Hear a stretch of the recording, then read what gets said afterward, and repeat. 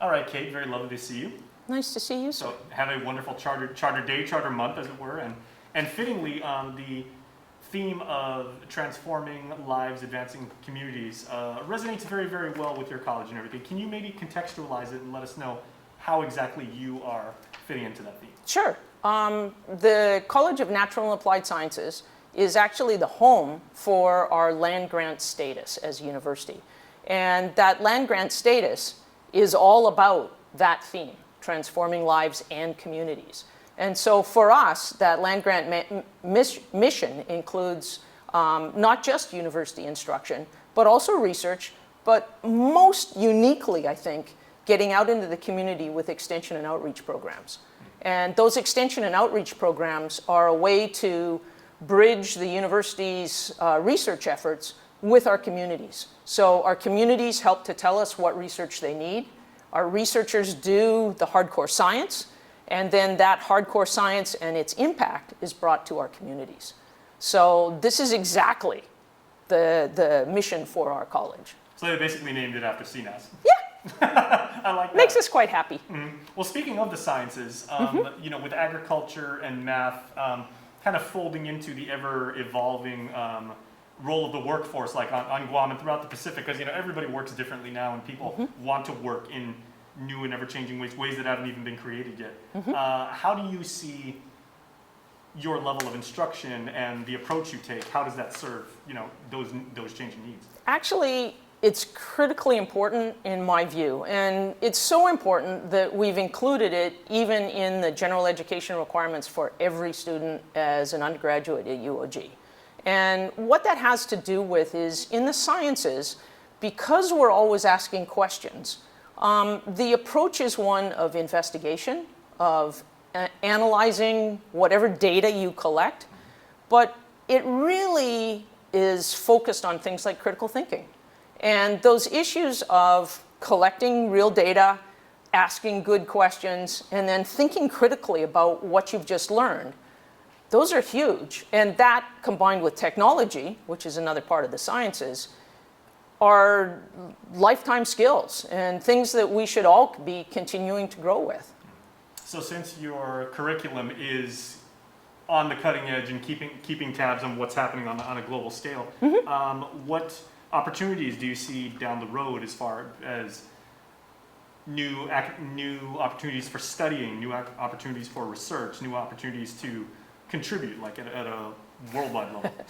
The opportunities on Guam are so much greater, actually, than the U.S. mainland. And that might seem like a strange thing to say, because we tend to think of ourselves as a small island in a very big ocean, and separate from so much of our U.S. Fellow institutions. But we're surrounded by some of the most interesting parts of the ocean on the entire planet. And on top of that, we're tropical. And none of the rest of the U.S. is truly tropical, with some really small exceptions. And so whether we're talking land or sea, there are tremendous opportunities to ask questions about sustainable agriculture, about how does climate change affect our coral reefs? How will tsunamis or volcanic events affect our islands? You know, we're right on the edge of Challenger Deep, the deepest part of the entire ocean. Our researchers can literally walk out of their offices and be in the ocean in 5 minutes. You can't do that anywhere else. Well, I remember for decades, UOG's calling card was the world-class marine lab. And people came from all over the planet to study, to observe, to network, you know, to correspond and everything like that with people that were doing work right here. We still have that, but the opportunities now are even greater, because now we can fold in things like, and I'll talk more about this later, but a brand new computer science program where we've revamped it, looked at more modern needs of our community, but even things like mathematics. We need more statistics. We need more people who can analyze the data that's so necessary to our participation on a worldwide scale. And so to have first-rate mathematicians, to have an improved computer science program, to have chemists who really understand both inorganic chemistry, or the chemistry of non-living things, and organic chemistry. Those are enormously helpful, well, for even things like we're busy trying to set up a forensics lab. Who's going to populate that? Chemists, right? Potentially biologists, potentially mathematicians, computer scientists, all of those scientists. Now what we look at is most science is done as team science. And that isn't just at a university. That's actually in industry as well.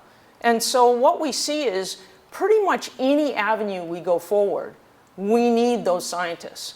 And so, yeah, I can admit that traditionally, most students come into our programs in CNAS at the undergraduate level hoping to be a medical doctor. But the reason is because that's the profession they know. That's the one they see and they know of in the community, or a veterinarian or a dentist or an ophthalmologist. But there are so many other possibilities. And pretty much any business on island could make use of one of our grads. It's that much that we need science in what we do. And, you know, we are now expanding our master's programs. One of the things about expanding master's programs is that one of the things that we're seeing as a trend in US education is many students, rather than going necessarily for a PhD, are looking to have a master's degree as a terminal degree.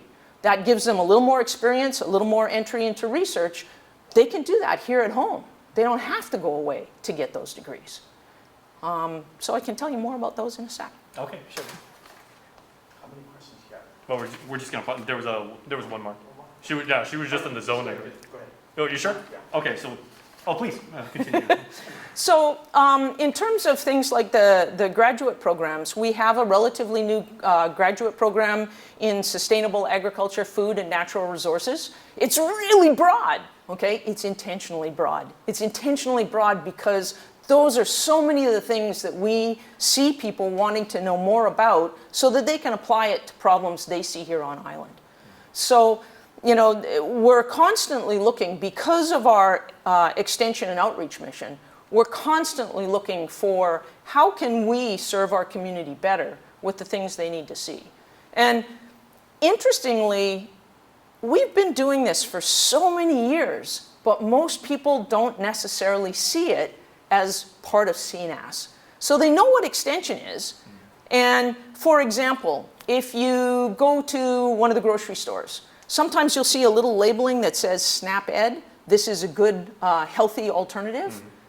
That's from CNAS. Mm-hmm. That's from one of our programs looking at food and nutrition here on island.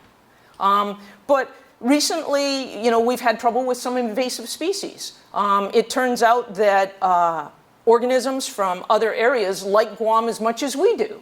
And so, you know, we've had issues with rhino beetles and them attacking our coconut trees. We've had issues with fire ants. We even have issues with a plant by the name of chain of love. CNAS does both the research looking into how we might control these invasive species or even potentially eradicate them, but we're also talking to the public about, you know, what their next steps might be or what do they need to see. And a lot of times that public is telling us, we've just seen something new, like the greater banded hornet. So, you know, there's always been a really tight partnership between CNAS and the community as a whole. And it's in all kinds of areas. We're even looking at programs right now that include things like, we have a program called Enable Gardening. This is actually a program to help those with disabilities to look into home gardening and how that might help them. So yeah, the possibilities are really just a question of how much can you imagine? So that's where we're headed. I think that was perfect. So I guess for people that, a final question for young aspiring, young minds of tomorrow that maybe haven't determined what career path they would, you know, Right. Either the person chooses the career or the career chooses the person. For those that are contemplating maybe getting into the sciences and maybe taking a look at like some of your courses, like, yeah, you know, chemistry sounds interesting, maybe, you know, like a... It's not as hard as people think. Okay. So why should they consider CNAS to as a lifelong endeavor? Mostly because it has such broad applicability. And one of the things about science in general is that science is constantly evolving. And sometimes we see evolution as perhaps not the terminology people want to hear. But my point is that what we know today is based on what we knew in the past, but also what we were able to disprove in the past. So perhaps the easy example out of my life is that my mother learned when she was in elementary school, that the atom was the smallest particle of nature and will never be divided. Well, my mom lived through the Second World War, and she found out that indeed the atom was not the smallest particle of nature, and that it could, in fact, be taken apart. And that's the progress of science.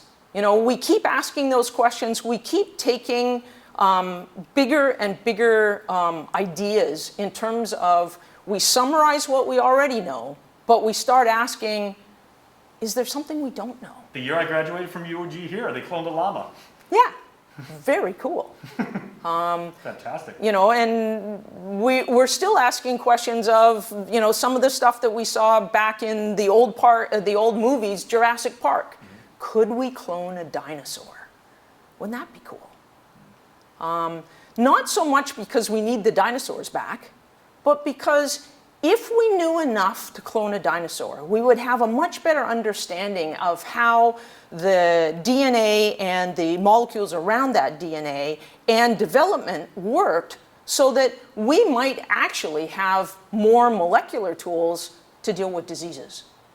So, the applications of what appears to be, specialized research that has no application, those applications are oftentimes really more just limited by, do we have the imagination to see where it might fit?